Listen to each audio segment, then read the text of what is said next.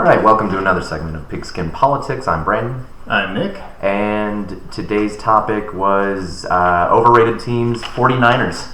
You were pretty excited about that last time, I think. I was. You know, I wanted to crap on the team as a whole, but I really just wanted to crap on one person. Can you guess who he is? Is he handsome? Oh, he's so handsome. Is he talented? No. His name is Jimmy Garoppolo, and this is the reason why I don't think the 49ers are good. And the main reason why is this. He's unproven, 100%. He is completely unproven. He's been in the NFL about 4 years now. He started 10 games, and he's finished 8. He's finished 8 games. He started 10. That's a 20% not finishing a game ratio. Yeah, that's not very good. That's kind of pathetic. Not only that, and that's just his seasons as a starter, right? Just those 3 seasons? Just those 3 seasons as a starter.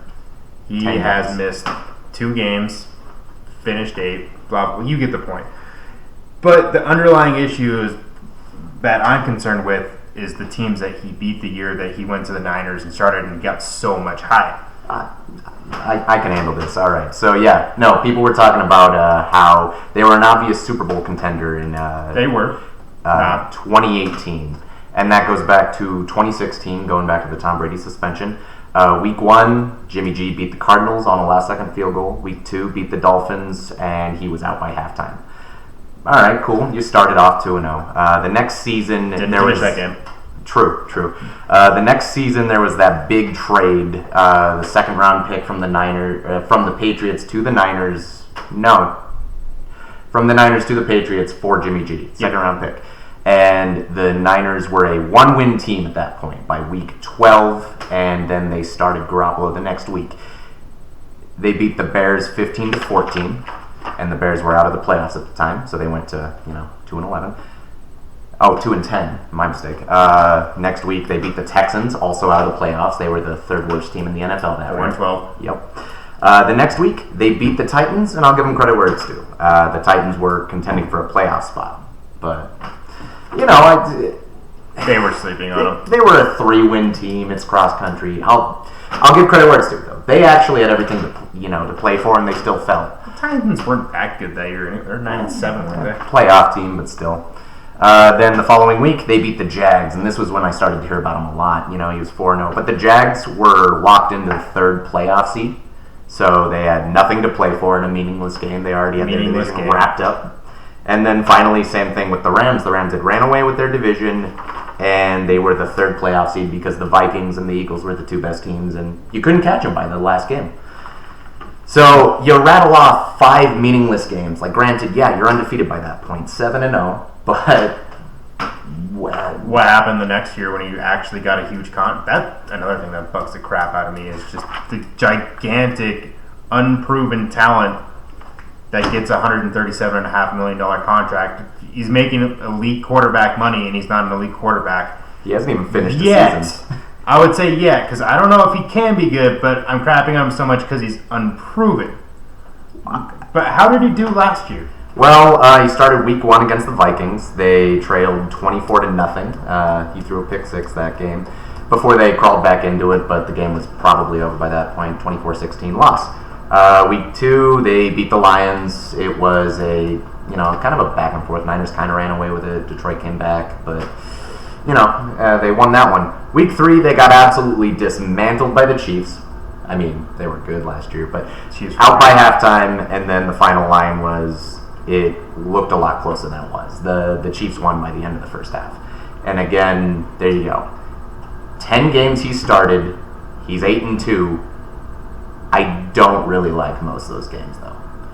You're not winning games in crunch time. You're winning games when most of the teams either don't give a crap or just... They're terrible. Yeah. I mean, early in the year, hell, I don't know. It's just, I don't understand the obvious Super Bowl contender talks because... They're an obvious contender, right? 2017, at the end of that, we were hearing so much about how the Niners were an obvious Super Bowl contender. Quote, quote.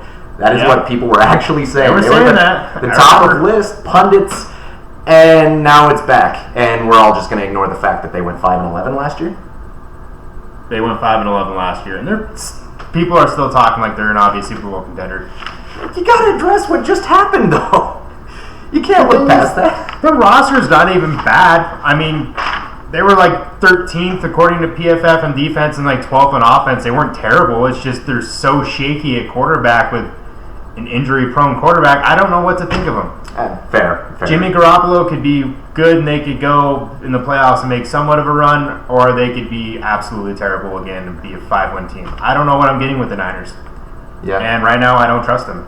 Fair enough. And I'll admit, a lot of people look at last year like a bit of a caveat because they were a very injured team last year. Jerick McKinnon didn't even start for them, and they threw a lot of money at him. Again, Jimmy G went down. But again, there's a lot of underlying issues there that I don't like.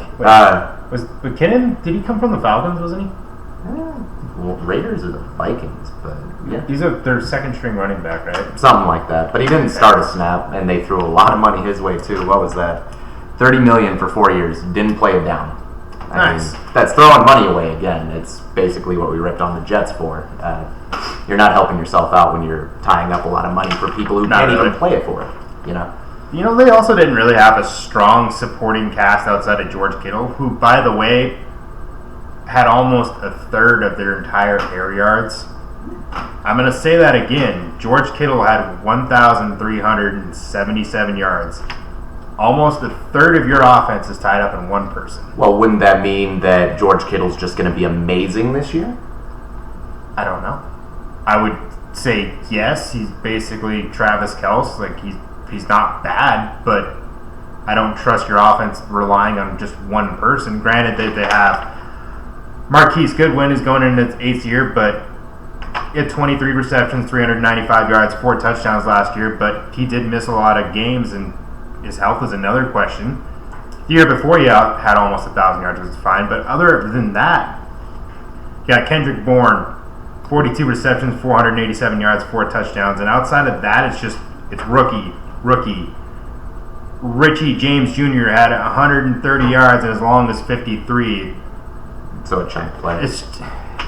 I didn't recognize a good chunk of those names. Rookies, like you said. Young talent, and that's what you're complimenting it looks like George Kittle with. Malik Henry, Jalen Hurd, Deebo Samuel, Sean Poindexter, just rookie.